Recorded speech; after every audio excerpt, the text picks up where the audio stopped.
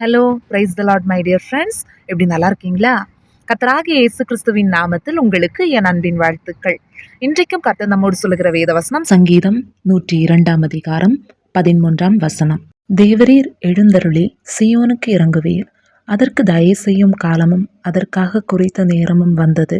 You will arise and have compassion on Zion, for it is time to show favor to her.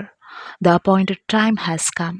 உண்மையான தேவனுடைய பிள்ளைகளே, ஆமானை மொர்தகாய் வணங்கவில்லை, நமஸ்கரிக்கவில்லை என்றவுடனே ஆமானுக்கு கோபம் வந்து மொர்தகாயை மாத்திரமல்ல, யூத ஜனங்கள் அனைத்தையும் அழிக்க அவன் முற்படுகின்றான். இந்த நேரத்திலே தேவன் எஸ்தரை ராஜாத்தியாக அங்கு நியமித்திருக்கிறார்.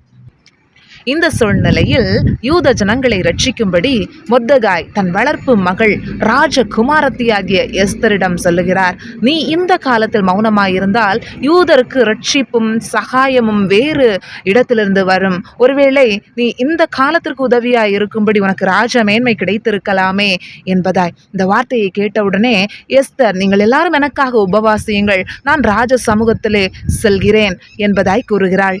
ராஜ சமூகத்தில் ராஜாவுடைய அனுமதி இல்லாமல் சென்றால் சாக வேண்டும். ராஜா பொற்செங்கோலை நீட்டினால் தப்பலாம்.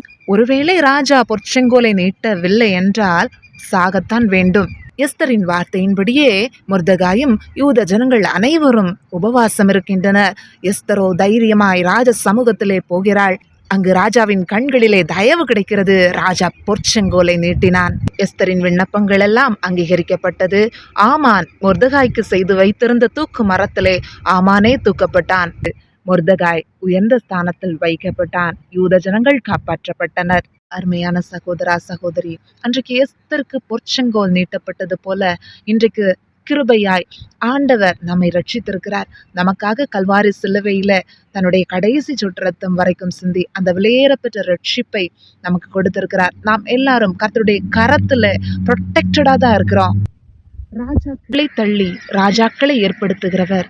இன்றைக்கு எந்த இடத்துல உங்களுக்கு சகாயம் தேவைப்படுகிறதோ, தயவு தேவைப்படுகிறதோ, எந்த அதிகாரிகள் கண்கள்ல உங்களுக்கு தயவு தேவைப்படுகிறதோ அதை கர்த்தரே உங்களுக்காக செய்கிறார். ஏசப்பா வாழ வைக்கிற தெய்வம். ஏசப்பா ரொம்ப ரொம்ப நல்லவர். ஆபத்து காலத்தில் நம்ம கூப்பிடும்போது நிச்சயமாய் நமக்கு உதவி செய்கிற தேவனாய் இருக்கிறார். மரித்து போன லாசரு தான் 4 நாள் ஆயிற்று நாருமே என்றனர். ஆனால் அந்த இடத்துலையும் ஏசப்பா கண்ணீர் விடுகிறார்.